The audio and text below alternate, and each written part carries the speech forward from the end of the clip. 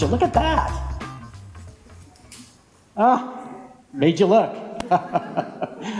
When my kids were little, we would taunt each other with that phrase, made you look. As my daughters got older, it was more like, that was code speak for, do not miss curfew. Now, for their boyfriends, that was code speak for, I've got a gun, I've got a shovel, and I've got an alibi. No, I'm just kidding. They're married and on their own now. But now in this world of social media marketing, I'm asking myself, is anyone looking? Anyone? Is anyone looking at all? Because, as we've just heard, it's important to be known, liked, and trust. And we just ask ourselves, is anybody looking? Well, the LinkedIn feature, Who's Viewed Your Profile, is the perfect feature for being able to answer that question. And we're going to go over 4 key areas that you should take a look at on why you should take a look at this feature. Now, before we jump in, full disclosure, I am not on LinkedIn's payroll, but I do think LinkedIn is the best business development tool on the planet. And in fact, my counterpart on sales is here, Kevin Stewart, and he would be the first to tell you that I often say, if I were running a sales force, I would make my sales force learn to use LinkedIn first before the CRM tool. I think it's that powerful. Also, I do the paid version of LinkedIn. I feel the extra functionality is worth it. There's extra functionality with the paid version with this very feature that I'm going to show you. And so for me, I look at it as a business investment. Also, I log in every day. Now, I've got a day job. I'm not sitting there just staying on LinkedIn all by itself, but I log on in the morning, and every once in a while, I'm checking it. If you're not on it, you're not in the game. So I use the paid version, and I log in every day. And right now, Dave is going, oh my God, are we getting that on tape? Because that's just like way cool recommendation for LinkedIn. And as much as I love LinkedIn, I adore Twitter. Obviously, I adore Twitter. I have 72,000 people following me on Twitter. And I think blogging is just way cool. Not just way cool, way effective. So LinkedIn, Twitter, blog is the power triangle. And if you're in sales and business development, that power triangle is more powerful than compound interest. So if you're not doing those 3 things, then you're definitely missing the boat. So cross-platform checkpoint. What do I mean by cross-platform checkpoint? These platforms work best when they work integrated. So if you were to look at my Twitter profile, right within my Twitter profile, where I'm tweeting out links to my blog, within my bio is my LinkedIn URL.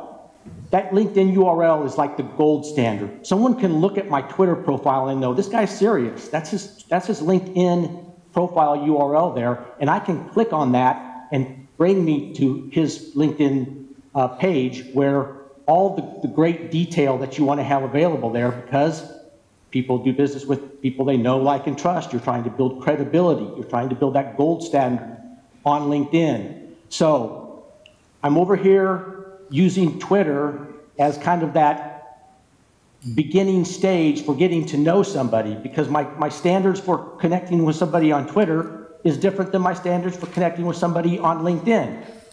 So in this situation, and these first 2 situations I'm going to show you have actually produced revenue for me in the last 2 weeks. So I'm going to show you 2 revenue producing aspects, 2 that are more on the fun side, 2 previous pictures, serious, made you look, a little bit fun. We'll have both.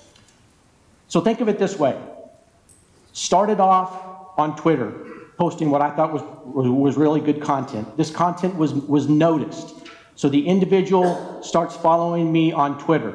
Well, what's really cool now about the Who's Viewed Your Profile on LinkedIn is I'm looking at this new connection on Twitter, and all of a sudden I can go over to Who's Viewed Your Profile and see Twitter drove that traffic to my LinkedIn profile because that guy's picture is the same picture right there. So it's confirming that connection.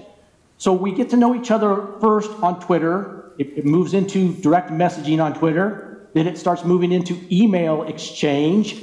Then we connect on LinkedIn. Okay, the credibility, the trust is building. Now I'm a business partner of this particular affiliated marketing organization, and it's driving revenue for me. So, cross-platform checkpoint. Don't think of these platforms as standalone. The Who's Viewed Your Profile feature on LinkedIn can validate whether or not these other platforms are driving traffic to your LinkedIn profile. And again, on your LinkedIn profile, that's where you're putting your heavy-hitting stuff. The examples of your blogs, the white paper PDF files, the video. This is where you're really trying to build your content or your credibility, and so helping guide people to that page is important.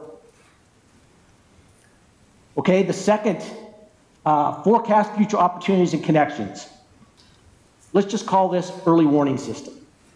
And I say this in this situation, it doesn't involve moving outside of the LinkedIn profile. But if you look closely at the LinkedIn profile and the Who's Viewed Your Profile feature, you can see people that have been looking at you. Well, in this situation, Robert Jones is looking at my profile, and I'm looking at his. I'm like, wow, it's a senior executive at GE. I'm kind of paying attention. I wonder why he's looking at me. We're not connected in any way. We don't share any common groups. So why might he be looking at me? Well, I hate to be surprised in entering a meeting. I always like to be well informed of who I'm going to be meeting with. So at least for a couple of seconds, I'm reviewing his profile, and I'm just asking myself, what if he happens to reach out to me, I kind of want to already know where he might be coming from. So at least in the back of my mind, I'm already kind of strategically thinking about that. Well, sure enough, a common connection, you know about the feature on LinkedIn where somebody can introduce you. Well, a common connection introduced us and said, Robert wants to talk to you. He wants to talk to you about social media strategy. I'm thinking, okay, way cool. So I've already looked at his connection. I react to the in-mail introduction, and Robert and I connect, and we have our meeting face-to-face. I've already cashed his check. It's already created revenue. So again, powerful feature. And this platform really works. Okay, let's have a little bit of fun now. Re-engage old contacts. We spend a lot of time trying to get that new contact, trying to get that new lead, right? We were looking for the new, and oftentimes we overlook where we've got business in the past, older connections. My background was with NCR Corporation. I was there for 15 years. And in fact, as it relates to LinkedIn, if you go up to your profile within your URL, there's going to be a string of numbers there. And those numbers will tell you at what point you became a member of LinkedIn, numerically. My number is 74,134. I'm one of the first 100,000 people into that platform in early 2003. And early on, I could see that this was going to be powerful. And now, in moving into groups, it's very powerful. You can be in up to 50 groups. Be in 50 groups. That will increase your exposure. But also, there's great power in owning a group. I was the person, having been an NCR alumni, I started the NCR alumni group. It's now the largest NCR group on Twitter. And oftentimes, I don't know all 6,000 some odd people who are members of that group, but I've worked with a good many of them. And so for people who are logging on and active into LinkedIn, every day you see kind of updates and things that they're doing.